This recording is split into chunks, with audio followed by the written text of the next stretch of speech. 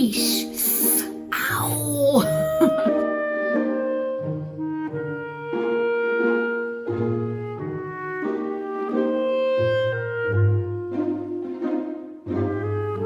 Hello and welcome to the Warmness Machine podcast. My name is Lindsay and this is a fiber arts podcast.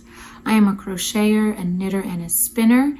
And in today's episode, we're going to be talking about my Make 9,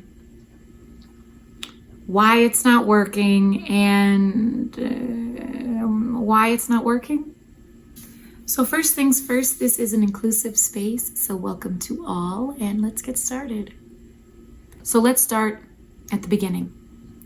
I have always wanted to do a Make 9. I think just the idea of a Make 9 is super duper cool. So what is a Make 9? If you think of a 3x3 grid, kind of like Instagram, and my assumption is that it's kind of born out of social media, Instagram, looking at photos. And so you get this 3x3 grid, 1, 2, 3, 1, 2, 3, 1, 2, 3, of 9 pictures. I'm putting 5 up, but I'm just 9 pictures. And all those pictures are what you want to make for the year. I have always wanted to do this. I thought, oh my goodness, what's a Make 9? Oh my goodness, I want to make a Make 9. I put my Make 9 together for 2023. And there were some hiccups and bumps with that, which I will discuss. But before I discuss that, let me tell you what I chose for my Make 9. So, if you don't know, I have like a sock study, and I don't know why I put it in quotations all the time, because it's a sock study. I'm an educator, and I created a kind of curriculum for me to follow that would help me get progressively better at making socks.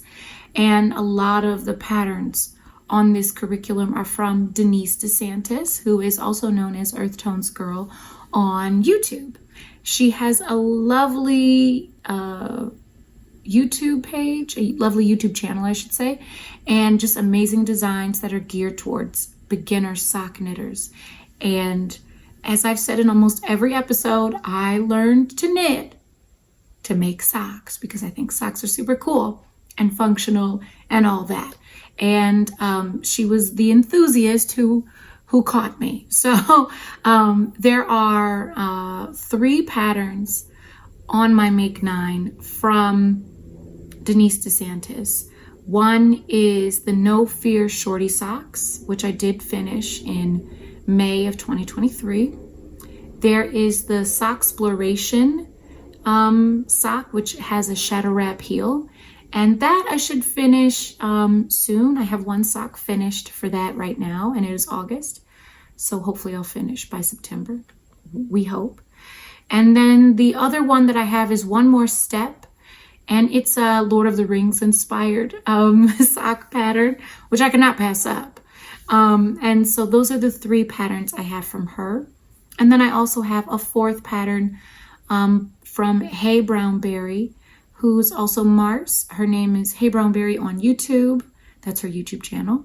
And her real name is Mars. I think I want to say Marceline, but that's because I watched Adventure Time, Marceline, the Vampire Queen, and I don't think her name is Marceline, but she does go by Mars. So, and all 4 of those patterns are on my sock curriculum or my sock study. So, you know, that was ambitious to say the least. I also don't have really a Make 9. I have a Make 10 because there's 1 box that has 2 patterns in it, but it's just 1 pattern for 2 people. And that happens to be the Playdate cardigan by Tin Can Knits. It uses fingering weight yarn, and I've already ordered it from Knit Picks palette. And I've started that project, but I have yet to complete it. And my son, although I ordered all the yarn in this beautiful green, my son has told me he now wants a cardigan in red because he gonna get what he wants. So I'm gonna make it, but it's not gonna be this year. I'm not gonna purchase a bunch of red yarn for him to be like, but I really wanted a rainbow. So now I have to wait because I can't make his cardigan this year. I won't finish it because I have to get yarn. The joys of parenting. The other 4 patterns that I have here, one of which is a sewing pattern. I forgot I don't know how to sew. I forgot. Now, I learned how to sew when I was a very little girl. My godmother taught me, and she taught me how to follow a pattern. That has left me. I need a refresher. And so I do plan on taking a sewing course. And I think that dress pattern, the hinterland dress, will move to next year's Make 9 or Make whatever. The 3 other patterns I have are all sweaters or pullovers, cardigans. One is the Candy Pullover by Nomad Stitches. I'm looking at my computer. And to be honest, I really wanted to buy the yarn for that pattern, but it's so expensive. It's Moon Sisters from Farmer's Daughter Fibers. I wrote the color down. It's Mad Mardigan is the color that I wanted. And I wanted this yarn so bad because I just love Farmer's Daughter Fibers. I have a sweater with their yarn and I love it. I love their colors. I love Candace English. I think she's so cool. So, but I am not making this at all this year. I've taken that off entirely because it's fingering weight. And even though it's crochet, fingering weight takes a long time to make the fabric for. So I took it off and I'm going to revisit that another time. Maybe next year, maybe not. We'll figure it out. And the other pattern I have is the Vargo Pullover by Sari Nordlund. This is a colorwork sweater that's knit in the round with a round yoke. It is so gorgeous and it is made with Knitting for Olive in the heavy merino. That is a worsted weight yarn and I could totally do it. But I don't think I'm gonna have time. Either way, I haven't taken it off my list entirely, but I know that I might not be able to get to it. Lastly, I had the very good state of mind to put my long-term project on my Make 9. And if you aren't aware, I have a long-term project that is like a spin to knit or a spin to crochet, where I buy the fiber, I spin the fiber, I make my project. Last year's long-term project, was this Me Time Shawl by Joji Locatelli, and that is still not done yet. And that was from last year, so. I am not going to do that this year where I have a bunch of layovers from last year. Nothing comes. It's a new list, don't care. So will I get that finished? Yes, I'm going to do the Maya cardigan. It is the Maya cardigan, the long-term project, let me say, is the Maya cardigan by Kristen Kapoor.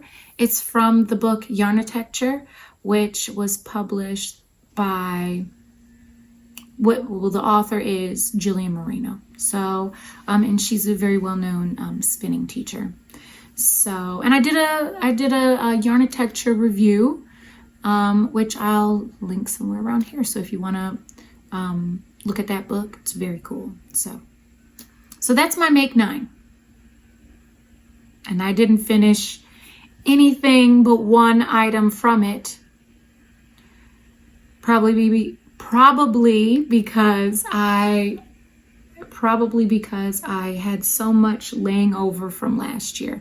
And not so much, it was just 2 projects that I had laying over from last year, so I didn't get started with a lot of stuff till April. I'm not opposed to starting my making in springtime because I feel like November, December, and January are the biggest throwaway months ever. Like, who gets any kind of anything done? You're just recovering from holidays, So, or traveling, or seeing family, or dealing with family, or whatever. Like, it's such a I like the whole month of Jan. My mother used to say this, and I didn't understand till I got older, which is just like January is just a throwaway month. Like, what do you need? Like you need January to recover from the year before. So you can't. I can't start anything in January. I can finish things in January. So I do believe I will be starting my making at a later date in the year. So instead of starting in January, I might start in March, January, February, March. So March or April or something like that. And then I'll feel like, okay, I had time to like breathe, because you can't make all the time, even if you want to, and yeah.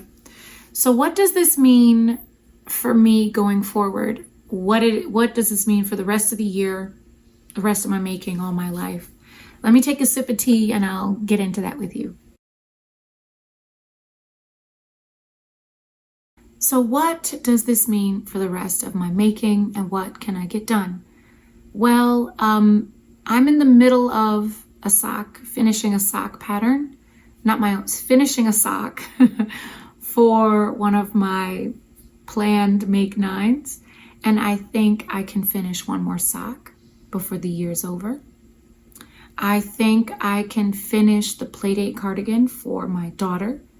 And then next year I'll immediately start my son's, but I think I can finish her cardigan. I started it, fingers crossed, I can finish it.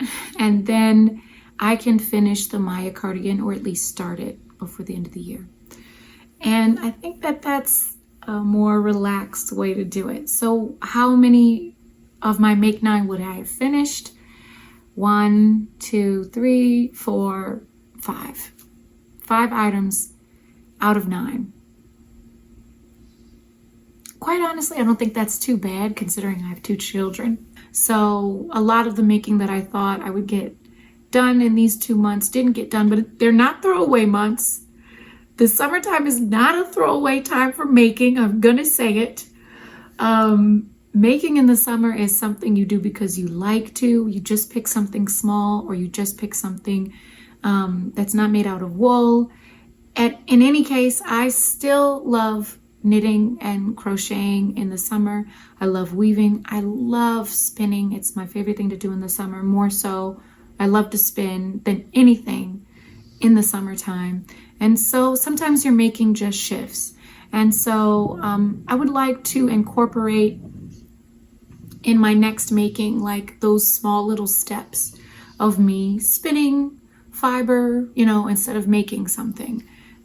If you're a multi-craftual maker, you're a maker that makes a lot of different things, has your hand in a lot of different pots, maybe breaking that down in different categories instead of just saying, I'm going to make these garments, maybe like I'm going to spin this yarn and then I'm going to make this, or I'm going to do that. Or, if I wanted to get into jewelry making again, which I was into for a short time, ooh, it was so much fun. Would I put that on my make nine? I don't know. But I think that we should be open to just putting whatever we want on our make nine at different stages, so that we don't feel like you didn't make anything. I think 5 items for a mom of 2 small children is pretty doggone good for the year. And the kids got stuff, I think that's pretty good. But if I'm going to be doing these long-term projects, I'm going to have to recognize that is going to take up more time than, say, buying fabric and sewing it, for a dress or for a shirt, or buying yarn and making something if I'm starting from the real process. And the more I get into making with wool and things, and just learning more about the whole craft that is fiber arts, the more I realize that I want to get down to the nitty gritty, to like the nuts and bolts of the thing. So yeah, thank you so much for participating in this wonderful little journey with me. I'm having such a wonderful time sharing my experiences with you, and I hope you are having an enjoyable time learning from my little missteps or from my triumphs. Triumphant Triumphant is such a good word because I love the triumphant. Don't you like that too? I love words. I love the sound of words. Anyway, thank you so much for joining me. If you like this episode, please give it a like, subscribe. I am going to try to start posting twice a month, so you'll see me twice a month. And if you have little ones going to school, I hope it is a very easy transition.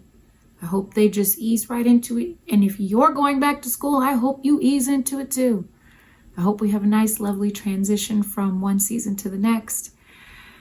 I'm gonna miss summer. Summer is one of my favorite holidays. It feels like a holiday. One of my favorite seasons, even though I do love all the seasons. But something about not wearing that many clothes and hearing the sounds of the summertime, because in the wintertime, all you're hearing is winds and like, oh, very, very, very Edgar Allan Poe, So I'm babbling, I'm rambling. That's what I do. Thank you so much for joining me and have a wonderful day. I'll see you next month.